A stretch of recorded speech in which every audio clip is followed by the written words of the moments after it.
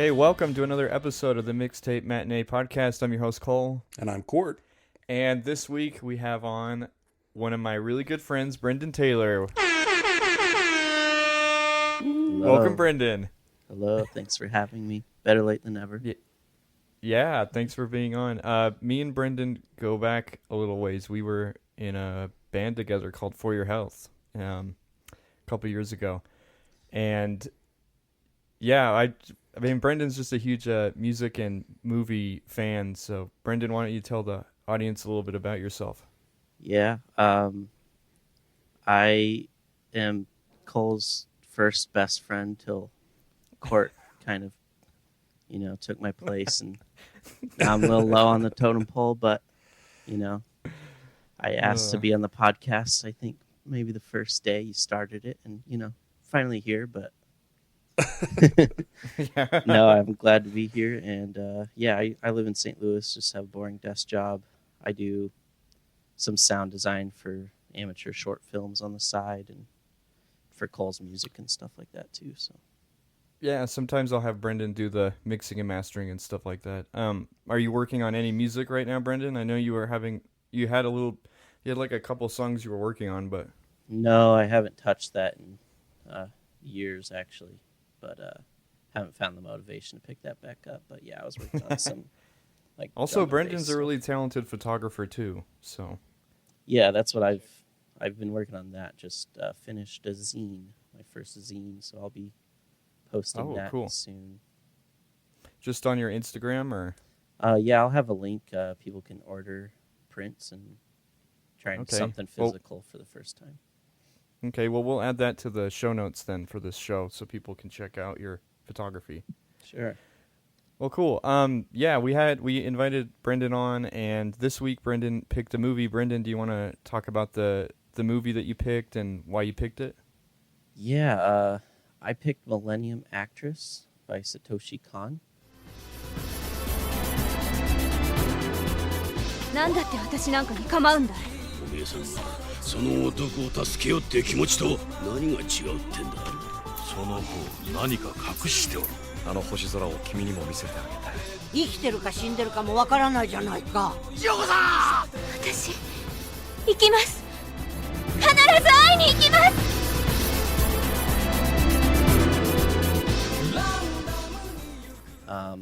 I just noticed you guys hadn't done any anime yet, so I just wanted to throw that in there. And I love it.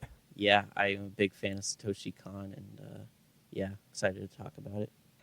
Yeah, so do you want to kind of go into, I guess, your kind of the backstory of your experience with Millennium Actress? Is this a movie that you've seen multiple times, or was this kind of a new watch for you? No, it was a new watch. I had seen, of all the Satoshi Kon movies, I had actually seen Tokyo Godfathers first, which is probably his least known. I know Perfect Blue is maybe his most popular film. It's his first film. It is very dark. And Paprika, right? He made Paprika in like the 90s, I think, right? Yeah, Paprika came after Millennium Actress, I think, and I've seen that as well. I watched that recently and really enjoyed it.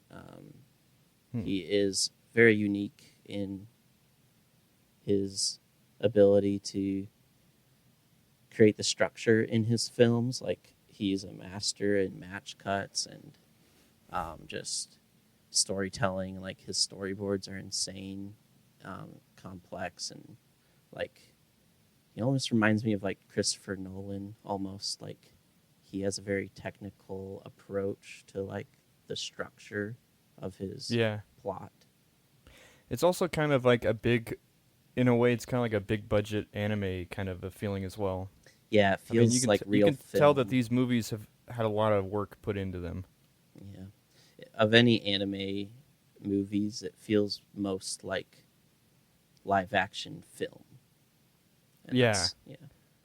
I would definitely agree with that. I was just looking up, I guess, apparently this movie, Millennium Actress, was the last movie to utilize cell animation. Oh, cool. Did you know that? No, I didn't know that. Which is kind of cool. Which that for people that don't know, that's kind of like an old school technique where you hand paint. It's kind of like transparent paper, not transparent paper, but like plastic, and you use that instead of like a digital way. It's kind of more of an old school way of doing it. Mm-hmm. Yeah. Which is kind of funny. Yeah, there is a jump in quality from this to Paprika, just in like the colors and fluidity of things a little bit. Yeah. When I was doing my research too on this film, I noticed that when the movie was being made, the budget was initially 130 million yen, but it actually ended up being 100 million. So it actually was one of the lowest production costs of an animated film, like at that time. Cool. And I'm not sure how he cut costs on that, but as far as the runtime goes, there's a lot of repeated shots. yeah, that is true, huh? Yeah. So I was also looking. This movie came out later actually than Paprika. Paprika came out in '93. This Millennium Actress came out in 2001. Oh, really? Interesting. Yeah. Okay. Yeah. So this was actually after that. Yeah. Cool. Yeah. And, That's surprising. And yeah, the other thing that I thought was kind of noteworthy, I should say, when I was looking this up was like kind of his initial like his initial approach to like wanting to make this movie was he wanted to make a movie that looked like a it's a French term. It's called tromperie. It means to deceive the eye, which is this is from Wikipedia that I'm going to read now because I think it's like the best way to describe it, but it's an artistic term for the highly realistic optical illusion of three-dimensional space and objects on a two-dimensional surface. So it's mostly associated with paintings, which kind of tricks the viewer into perceiving painted objects or spaces as real. So he wanted to make a movie kind of based on that artistic term, that that making it look 3D on a two-dimensional surface. Mm. Just in the way the story's told, like in the way the story's told, or like a visual. I think a visual, yeah. Okay. The visual aspect of it. One of the striking things when me and Court sat down to watch this film, and I think this is awesome that you picked this because I never heard of this film before, but the cuts in this movie are pretty crazy. The transitions, because it tells the story of this actress that's trying to find this man that she met when she was younger, and the whole movie is like she's just trying to find this one guy. But you see these different moments in her life where she's acting as the actress in a movie, but then it cuts to like, oh, she's like, now it's real life. And it's like one of the most notable ones that really caught me off guard was she's filming like this sci-fi movie where she's in a rocket, and the rocket starts kind of moving, because it's about to blast off, and then all of a sudden it transitions to they're in the studio, and there's an earthquake occurring, and she's got to get out of it and get out of the building, but she's still in costume, and that was like one of the craziest transitions for me. Yeah, the use of match cuts, which if somebody doesn't know what match cut is, it's like the classic example is like in 2001: A Space Odyssey when the monkey throws the bone up in the air and it spins, and then it cuts to a space station spinning. It's in space. Which funny that you referenced that, because in that movie scene they're wearing suits similar to those in 2001. That is true, yeah. And I think that was probably a little bit of a reference there. Yeah, there's a lot of references to classic films in this. But yeah, the match cut is when you're cutting from one context to another, and like matching motion or like imagery of some kind. And like right in the first like 2 minutes of this movie, there's like probably 30 match cuts. It's almost like super disorienting. It is disorienting. I watched it twice actually in preparation. I watched it once alone and then once with my wife a couple days ago, and it's I picked up on a lot more the second time, but it is disorienting. He goes hard on the match cuts. It's really creative though. I mean, I don't know how he would have. Yeah, his storyboards must have been really good to just kind of figure that all out. He out on comes from paper, a but- background of like doing manga, which I think a lot of these early 90s and 80s anime directors come from that background. Yeah, definitely. And back then, like you're saying in the 90s and the 2000s, anime movies had way more bigger budgets than they do now. So, and I also noticed that there is a lot of detail too in the artwork that's used for this movie. For sure. I thought it was really cool how in the film her life, it kind of becomes indistinguishable at times from the films that she's in, and they kind of blend together in this way. And like it is a little disorienting this as well, just because you're trying to keep track of what's in the film, what's her life story. Yeah, what's real? Like, what is she actually feeling? Is she acting out certain things, or But I actually appreciated that element of it. I thought it was really cool. It makes for a unique movie watching experience. Yeah. And it is interesting too, because the whole reason why she becomes an actress, I should say, is to get her face up on billboards and stuff and to get notoriety. So like this guy that she kind of falls in love with will, maybe see her and recognize her and try to contact her. And so it's almost like just because of that, like, because of like she's trying to find this guy, the becoming an actress is like secondary, like it wasn't her main goal in life, and then it's almost like the acting kind of not, I wouldn't say control, but kind of definitely propelled her into a lot of different places and experiences.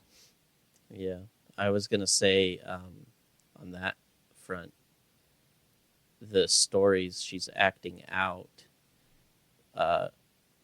are so similar to her real life experiences, and the fact that she can't remember like her first love's face or his name or anything made me start to think like maybe like she's mixing some of her memories with like her roles.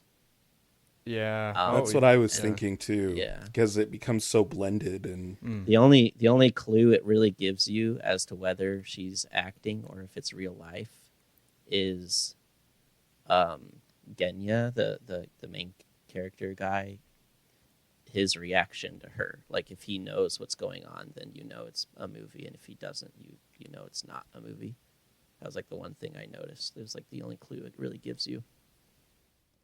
I thought it was cool how the documentarians, the videographer and the director were both like inserted into the story as well. Yeah, like as a way to, we're traveling with them into like their past and stuff. So to kind of explain to people who are listening, it's like the Ghost of Christmas Past almost. It starts out with this documentarian who's a huge fan of this actress, and he's going to meet her and interview her. And during the course of the interview, it does flashbacks of her memories and her different films and things. But he is a presence in those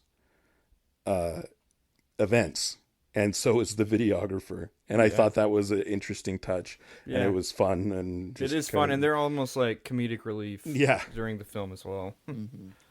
Something Satoshi Kon does in his movies is he puts, like, he has caricatures of people that are often like side characters or comedic relief, or like, I don't know, people that you wouldn't imagine being the main character. He puts them at the forefront of his stories. Like in this, Genya, the interviewer, is like a cuck, basically. Like a simp, like a simp for, like a super fan simp for the Millennium actress, Chiyoko. And like in Paprika, like one of the main characters is like a morbidly obese, like pushing 500-pound guy who like falls in love with the girl and stuff, and like In Tokyo Godfathers, even like there's a trans character, which back in that time was like I've never seen that, even in movies today, barely, especially anime. So yeah, he like puts characters that are often like the back end of jokes in anime like at the forefront, and I thought that was kind of cool. Yeah, did you have any other thoughts on the movie, Court? Really cool animation, storytelling's really cool. I find it to be a very sad movie. Yeah, the ending is, yeah, that's one thing that we did talk about. It's like, it's kind of a, yeah, a little bit of a sadder ending, but I guess it does make the story that more interesting, because it would have, I'm not going to ruin it for people, but you do expect it to end a certain way, and then it just doesn't end the way that you think it's going to end. Yeah. And I guess I kind of did like that aspect, but the ending is kind of sad. But no, it's a heartfelt film, and it's definitely moving, and it's an interesting glimpse into this history. It's based on a real actress. Did we talk about? So it's loosely based, yeah. Yeah. Loosely based on actually two different actresses when they wrote the story. One is Setsuko Hara, and the other one is Hindiko Takamine. I think I'm saying those right. But they were just really big actresses back in the 40s and 50s. I didn't know that. It's interesting too that it follows the historical events. Like you get a glimpse of like, oh, this is what's going on during World War II or during the westernization of Japan, or just during these key moments. Yeah, and then like one of the big ones is the earthquake when she's a child. It's the big one from 1923. That was like an actual big earthquake that happened when she was younger. There's some movies that it seems to reference in the timeline in the movie. It seems like it's before World War II, and I was wondering how historically accurate that was, because like there's one movie that's like almost like Lady Snowblood, like female ninja fighting, which is more like 70s Japanese cinema from my understanding. I don't know if there's anything like that in the 30s or 40s. I would be really impressed if there was, but yeah, I'm not sure. Yeah, I'm not sure if there was or not. I know that, and I don't know. There is that one section of the movie where she's playing a geisha, but I don't know what that movie's referencing either. But maybe this is a good segue. But I also noticed there's like a pretty heavily referenced Throne of Blood scene as well. Like there's there's that the arrows and then the witch plays like a pretty significant role in Millennium Actress as well. Yeah, and the witch that's like she's spinning the web. Right, and I'm pretty sure I don't know if it's a web, but yeah, the silk. Right. Yeah, on the spindle. That is actually okay. That's why it does segue in. That's how I picked the second movie for this week was Throne of Blood. But before we do that, the other major one, other movie that is referenced in Millennium Actress is Godzilla.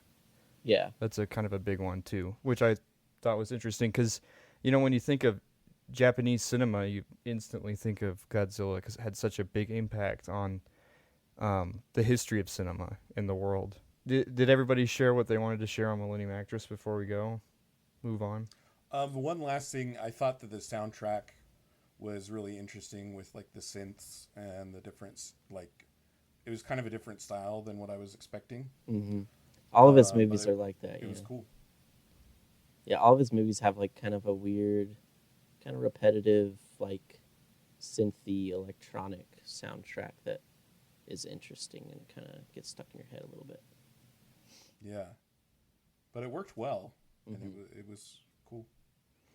Yeah, so let's talk about my movie. So yeah, like I said, I picked Throne of Blood just because it was referenced within Millennium Actress, but Throne of Blood was a movie that was directed by one of the most famous Japanese directors, Akira Kurosawa. It came out in 1957. 東方が起こる豪華巨変蜘蛛巣城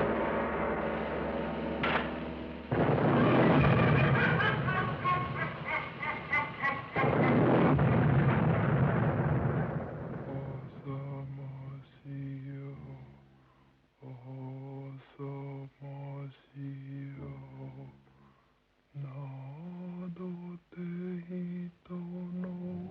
もの家の住む森、その森に囲まれ猛襲の霧渦を巻く城、蜘蛛の巣城。 And this movie is based on the Shakespearean play Macbeth. So instead of, the story taking place in medieval Scotland, it's taking place in feudal Japan. And there's just the different characters have different names. But basically, you have a Macbeth character and a Lady Macbeth character in there. And there are a lot of similarities as far as the story goes.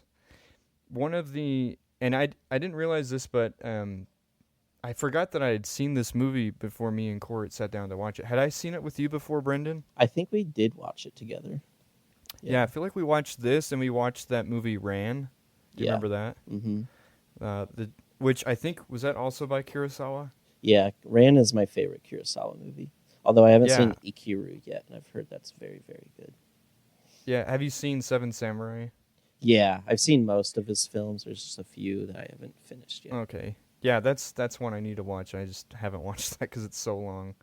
But yeah, this movie was good. Kind of rewatching it again to kind of reacclimate myself with kind of Kurosawa's style, at least back in the 50s when this was made.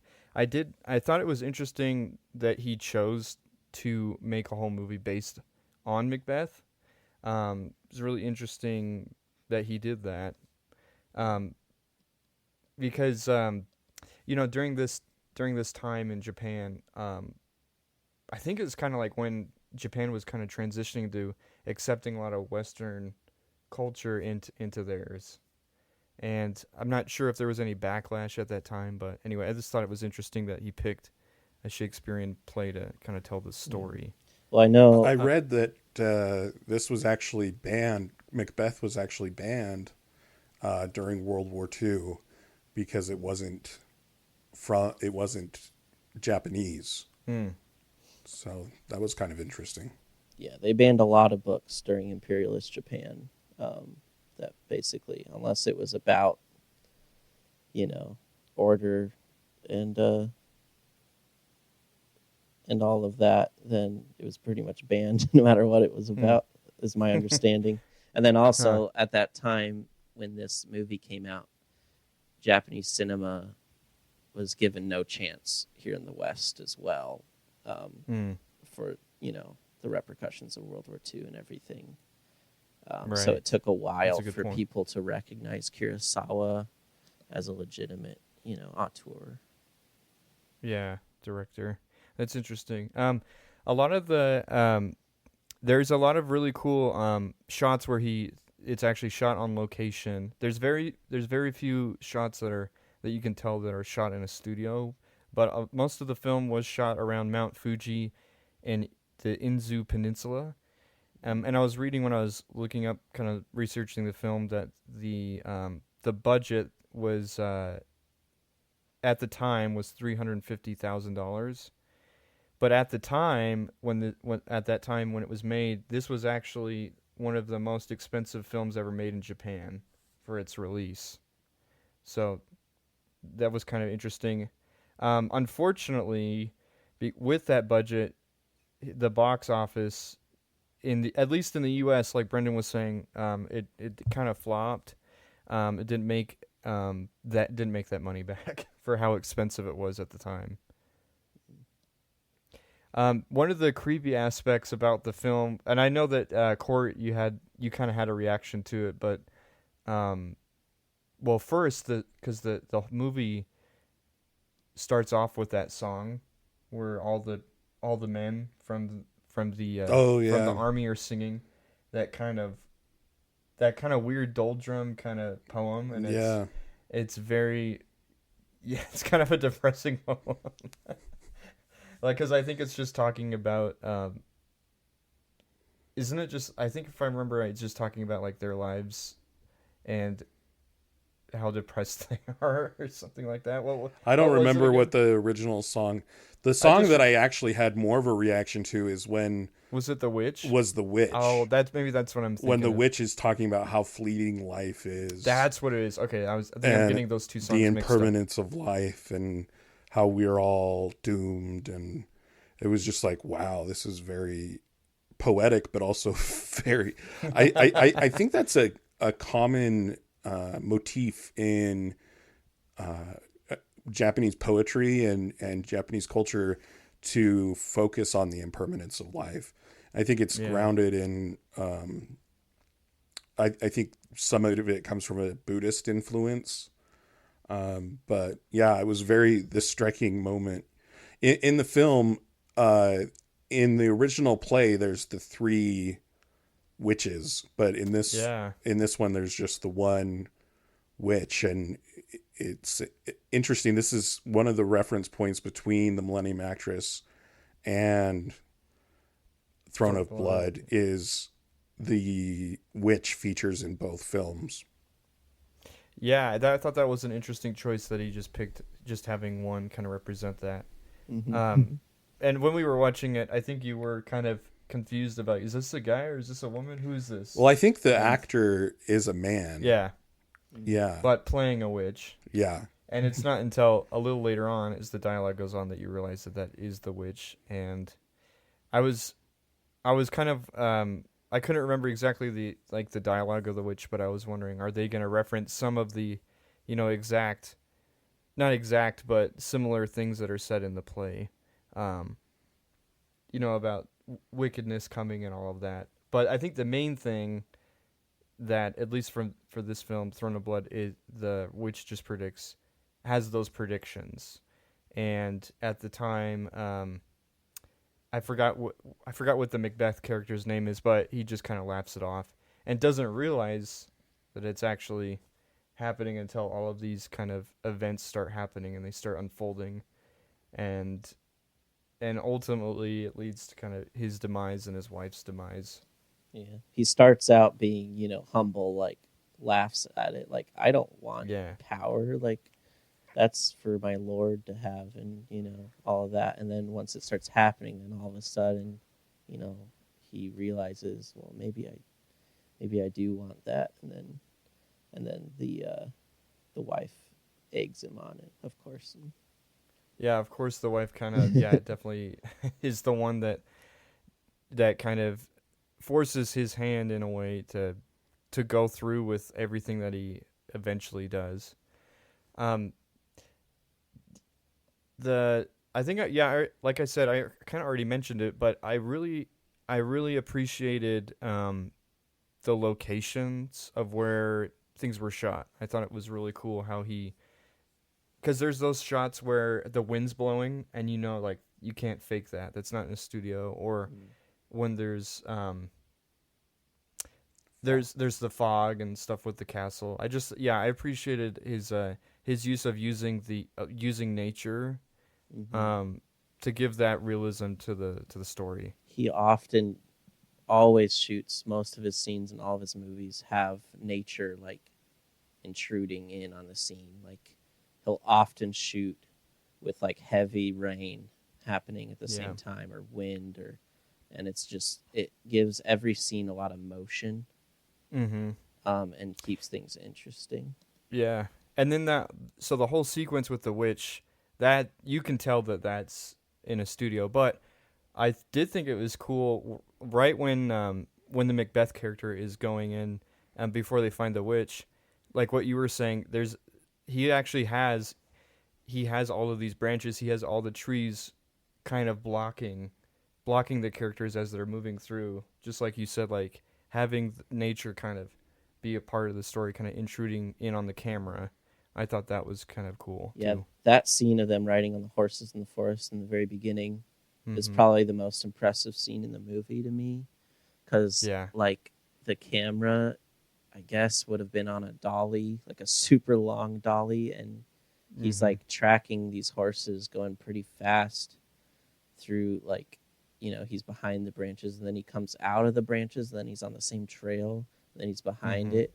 And that's like another Kurosawa staple, is like long oneers where and these like the riders on these horses, they're going full speed on a lot of these shots. You can tell it's not sped up or anything because of the way the horses are moving and everything like that.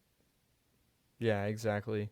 Um, while you were talking about that, it also made me think about the shot later on in the film when they're in the castle, and Lady Macbeth, she goes in. She goes into like this dark room. Do you remember that, Court? She goes into the dark room. Oh, as and she then, goes, and then she like slowly comes back out. Yeah. It's super creepy. Yeah, that's it was a another cool one of my shot. favorites. Yeah, that was cool. One thing I appreciated about this film too was the costumes. It is in, oh my goodness, my mind, feudal Japan. Mm-hmm.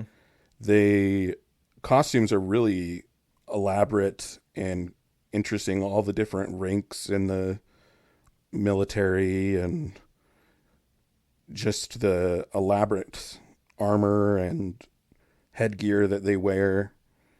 I thought that was really cool. I don't think I knew that like geisha women shaved their eyebrows and painted their teeth black until I watched this movie for the first time. Yeah, think and that's then when I they first found that repaint out. like new eyebrows. Right. Yeah. Like, Yeah. but they're like way above like where They're they're way supposed to high. be. Mm-hmm. So yeah, it kind of, which is cool that he's being very historically accurate with like the time setting of like when this is happening. The other thing, similar to the shots being shot outside and on location, is also the set design. I thought the castle is really cool. The shots, those interior shots were, again, he's being true to that time period during Japan's history, and you really feel like you are in feudal Japan at this time during the course of the whole film. Mm-hmm. There is a quote that actually from Kurosawa, and this is from a article that was written in 1998. And I'll just read it really quick. Kurosawa said, "It was a very hard film to make. We decided that the main castle set had to be built on the slope of Mount Fuji, not because I wanted to show this mountain, but because it was precisely the stunted landscape that I wanted. And it is usually foggy. I had to decide that I wanted lots of fog in this film. Making the set was very difficult because we didn't have enough people and the location was so far from Tokyo." And then he goes on to say, "Fortunately, there was a U.S. Marine Corps base nearby, and they helped a great deal. Also, a whole MP battalion helped out as well with the filming. We all worked very hard indeed, clearing the ground, building the set. Our labor on this steep fog-bound slope, I remember, absolutely exhausted us, and we also got sick." So that's kind of interesting that like he had this specific landscape that he wanted in his head, and then also the benefit of it being foggy. I guess they didn't So, have yeah. haze machines back then. Yeah. So I thought that was cool. And the other thing too that I read about this set was that they used black in the set walls and in a lot of the armor to complement the mist and the fog that they used. So yeah, that's always that was kinda interesting. It's always interesting learning about costume and set design when Yeah. shooting in black and white. Because yeah, like they most think- notably, it makes me think of The Lighthouse, like how Willem Dafoe and Robert Pattinson, like if you see colorized photos of them, it's totally different than like what they were wearing. Like they, instead of black, they're wearing, I think they had clothes that had kind of a red tone to them right. to make their black clothes look even blacker. One thing that I thought was an interesting choice was the ending of the film, because the Macbeth character ultimately reaches his demise in a way that is different than the Shakespeare play, with his own men turning their arrows against him. I thought that was an interesting choice. And it had that iconic scene where he's trying to dodge the arrows. And again, that is referenced in Millennium Actress as well. But Did you know that those were real arrows Yeah, that they were shooting at him? Really? they actually seems shot. They actually dangerous. shot real arrows into. They had like Yeah. needles, like short needles on the end, so they weren't Yeah. like full arrowheads, but they shot them into his armor. Yeah, and then Wow. he would. I was reading like he would. There was like certain actions that he would do, like his arms would go a certain way, which would indicate like when certain archers were supposed to shoot at a certain direction. Wow. Yeah, they had like 20 or something, like a dozen or something like that, archers like on a scaffolding right in front of the balcony, just like shooting at him all at the same time. Wow, you have to put a lot of trust in those individuals. Kind of another interesting thing about the film, as far as like the legacy of it, when they were making the movie Carrie, the Stephen King movie, this death scene with the arrows was actually the inspiration of how the character Piper Laurie, her death scene in Carrie, Really? was kind of the inspiration for that film.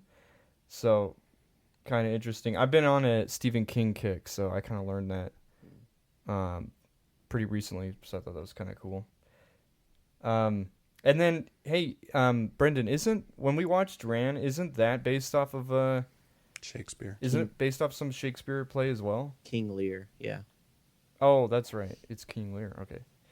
So yeah, kind of interesting that that he used that again, because he didn't make Ran until 1985. Yeah, it was So one that was of a little his later on. one of his first color films, I think. Yeah. I need to rewatch that movie. That was awesome. It's film, beautiful. so. The colors are insane. Yeah, the colors are crazy. And especially like the makeup. I remember the makeup on the actors in that film. Did you guys have any other last minute thoughts that you wanted to share on Throne of Blood? I was gonna say the lighting on like the ghost characters was really cool, like how they lit them and made them like glow. Yeah. I'm not sure how they did that, but it was really cool. And then, Yeah, I'm not sure either. And then another just some recent news is if just to solidify my presence here as a nerd choosing anime and stuff, Toshiro Mifune, the actor that's in all Kurosawa's movies and the actor for this movie, his likeness is being used in the new Onimusha 4 game that was just revealed last week. Oh. Really? Is that a samurai game? Yeah, they often use actors in their characters. There hasn't been one since maybe like 20 years ago or something, but the last one had Jean Reno, the French actor that was like in the Godzilla remake and whatever. He was in like 90s movies. Anyways, just He has a fun. very, very expressive face. yeah.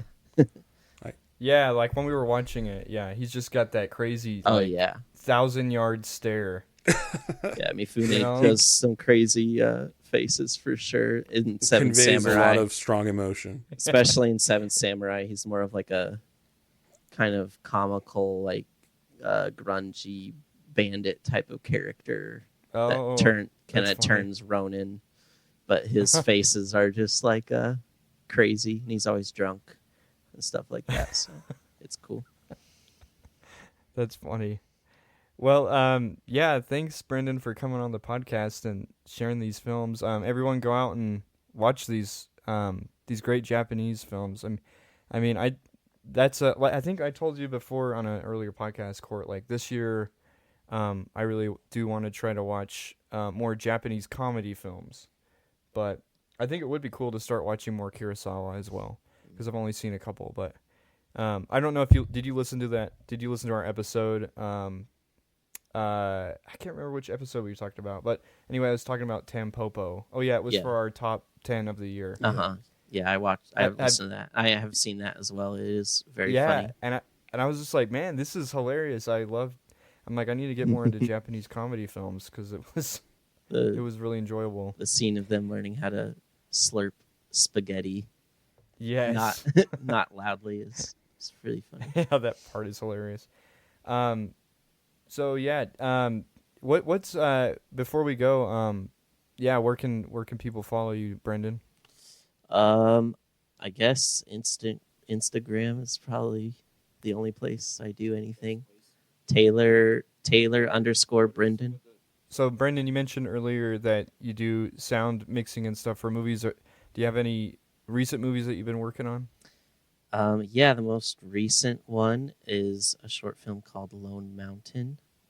It just won Best Short Film at the Utah Film Festival.